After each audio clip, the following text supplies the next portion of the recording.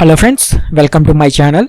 Friends, 32వ GST council మీటింగ్లో composition స్కీమ్ని సర్వీస్ ప్రొవైడర్స్ కూడా అంటే సర్వీసులు ఇచ్చేవాళ్ళు కూడా తీసుకోవచ్చని డెసిషన్ తీసుకున్నారు కదా. ఈ డెసిషన్కి సంబంధించిన ఒక ఇంపార్టెంట్ నోటిఫికేషన్ని గవర్నమెంట్ ఇష్యూ చేసింది. సో ఈ నోటిఫికేషన్లో ఒక కొత్త స్కీమ్ని ఇంట్రడ్యూస్ చేశారు. సో ఈ జిఎస్టీ కొత్త స్కీమ్ యొక్క జిఎస్టీ రేట్ ఎంత, టర్నోవర్ ఎంత ఉండాలి, ఈ స్కీమ్ తీసుకోవడానికి గల కండిషన్స్ గురించి డీటెయిల్డ్గా ఈ నోటిఫికేషన్లో మెన్షన్ చేశారు. ఫ్రెండ్స్, ఈ స్కీమ్ కండిషన్స్ మరియు కాంపోజిషన్ స్కీమ్ కండిషన్స్ అన్నీ కూడా ఒకే విధంగా ఉంటాయి, బట్ కొన్ని తేడాలు ఉన్నాయి. అంటే కాంపోజిషన్ స్కీమ్ లానే ఉండే ఒక కొత్త స్కీమ్ అనమాట. సో ఈ వీడియోలో ఈ స్కీమ్ గురించి క్లియర్గా తెలుసుకుందాం. సో ఫ్రెండ్స్, ఈ వీడియోని తప్పకుండా మీ ఫ్రెండ్స్ అండ్ రిలేటివ్స్కి షేర్ చేసి ఈ స్కీమ్ గురించి తెలియచేయండి. హలో ఫ్రెండ్స్, నా పేరు కిరణ్.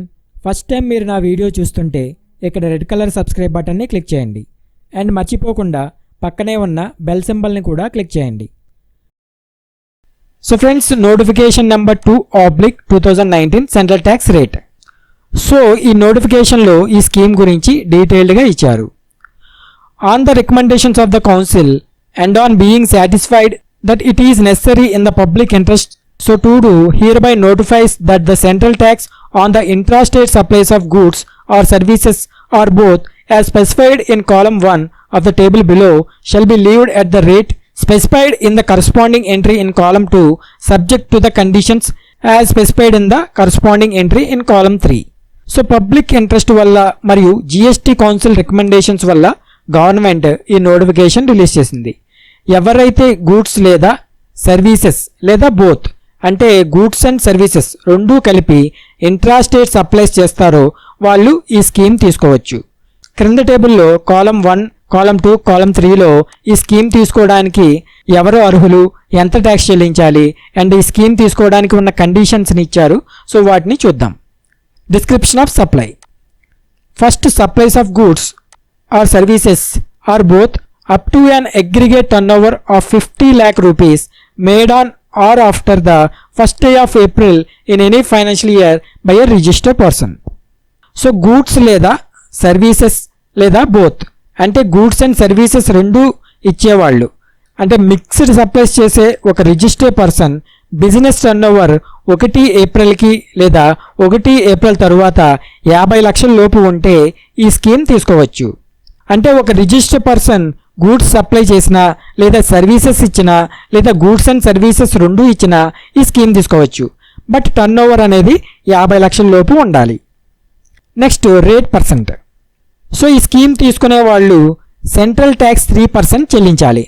అంటే సిజిఎస్టీపై 3% అండ్ ఎస్జిఎస్టీపై 3%, టోటల్ 6% ట్యాక్స్ చెల్లించాలి. Next, conditions. సో ఈ స్కీమ్ తీసుకోవడానికి ఇక్కడ కొన్ని ఇంపార్టెంట్ కండిషన్స్ ఇచ్చారు. సో ఈ కండిషన్స్ ఫుల్ఫిల్ చేస్తేనే మీరు ఈ స్కీమ్ తీసుకోవచ్చు. So first condition, supplies are made by a registered person.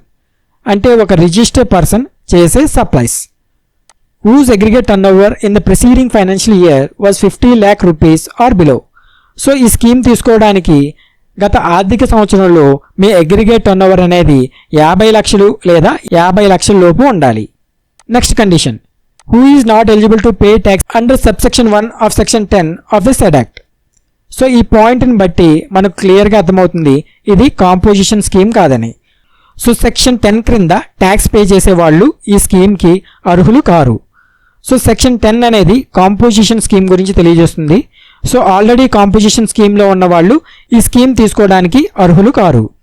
Next condition, who is not engaged in making any supply which is not liable to the tax under the said act. So GST tax విధించబడిన supplies చేసే వాళ్ళు ఈ scheme తీసుకోవడానికి eligible car.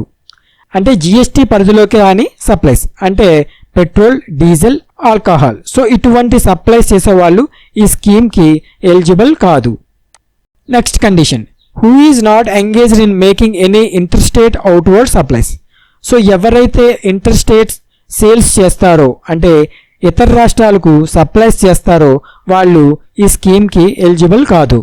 కేవలం intrastate supply చేసే వాళ్ళకు మాత్రమే అంటే ఒక్క రాష్ట్రంలో సప్లై చేసే వాళ్ళకు మాత్రమే ఈ స్కీమ్ తీసుకోవడానికి అర్హులు. Next condition, who is neither a casual taxable person nor a non resident taxable person. So casual taxable persons లేదా non resident taxable persons, so వీళ్ళు ఈ స్కీమ్ తీసుకోవడానికి ఎలిజిబుల్ కాదు. Next condition, who is not engaged in making any supply through an electronic commerce operator who is required to collect tax at source under section 52. So section 52 క్రింద ఎవరైతే tax collect చేయవలసి ఉంటుందో వాళ్ళు ఈ స్కీమ్కి eligible కారు. Next condition, who is not engaged in making supplies of the goods the description of which ఈ specified in column 3 of the annexure below. క్రింద మీకు ఒక అనెక్షర్ ఇచ్చారు. సో ఈ అనెక్షర్లో మెన్షన్ చేసిన గూడ్స్ సప్లైస్ చేస్తే వాళ్ళు ఈ స్కీమ్ తీసుకోవడానికి ఎలిజిబుల్ కాదు. సో ఆ గూడ్స్ ఏంటంటే ice cream, edible ice, pan masala, tobacco మరియు manufacturing of tobacco substitutes. So ఈ గూడ్స్ సప్లై చేసే వాళ్ళు ఈ స్కీమ్ తీసుకోవడానికి అర్హులు కారు. Next condition, where more than one registered persons are having the same permanent account number issued under Income Tax Act 1961, central tax on supplies by all such registered persons is paid at the rate specified in column 2 under this notification. So ఒక register పర్సన్కి ఒక pan card క్రింద వేరువేరు వ్యాపారాలు ఉంటే మీరు ఈ scheme క్రింద 6% ట్యాక్స్ చెల్లించాలంటే మీ యొక్క అన్ని వ్యాపారాలకు ఈ స్కీమ్ వర్తిస్తుంది. బట్ మీరు చేసే వ్యాపారాలు కూడా ఈ స్కీమ్ యొక్క కండిషన్స్ అన్నీ ఫుల్ఫిల్ చేయాలి. అప్పుడే మీరు ఈ స్కీమ్ తీసుకోవడానికి అర్హులు. Next condition, the registered person shall not collect any tax from the recipient on supplies made by him nor shall be entitled to any credit of input tax. So a registered person అయినా ఈ scheme తీసుకుంటే తాము చేసే సప్లైస్పై buyers నుండి ఎటువంటి పన్ను వసూలు చేయకూడదు మరియు మీరు చేసే పర్చేజెస్పై కూడా మీకు ఇన్పుట్ ట్యాక్స్ క్రెడిట్ రాదు. అంటే మీరు సేల్స్పై ట్యాక్స్ వసూలు చేయకూడదు, అలానే పర్చేజెస్పై మీకు ఇన్పుట్ ట్యాక్స్ క్రెడిట్ రాదు. Next condition, the registered person shall issue instead of tax invoice A bill of supply. So ఈ స్కీమ్ తీసుకున్న వాళ్ళు ట్యాక్స్ ఇన్వాయిస్ ఇష్యూ చేయకూడదు, కేవలం బిల్ ఆఫ్ సప్లై మాత్రమే ఇష్యూ చేయాలి. Next condition, the registered person shall mention the following words at the top of the bill of supply, namely taxable person paying tax in terms of notification number 2/2019 central tax rate dated 7/3/2019 not eligible to collect tax on supplies.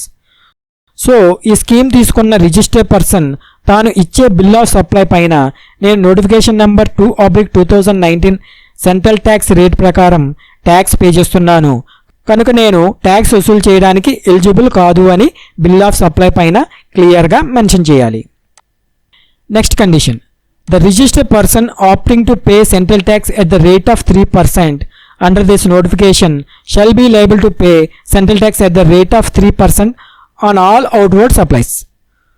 So ఈ notification ప్రకారం ఏ registered person అయితే central ట్యాక్స్పై 3% tax pay చేయడానికి ఈ scheme తీసుకుంటాడో so అతను చేసే సప్లైస్ అన్నిటిపై 3% CGST అప్లికేబుల్ అవుతుంది అండ్ SGST 3% కలిపి టోటల్ 6% ట్యాక్స్ అప్లికేబుల్ అవుతుంది.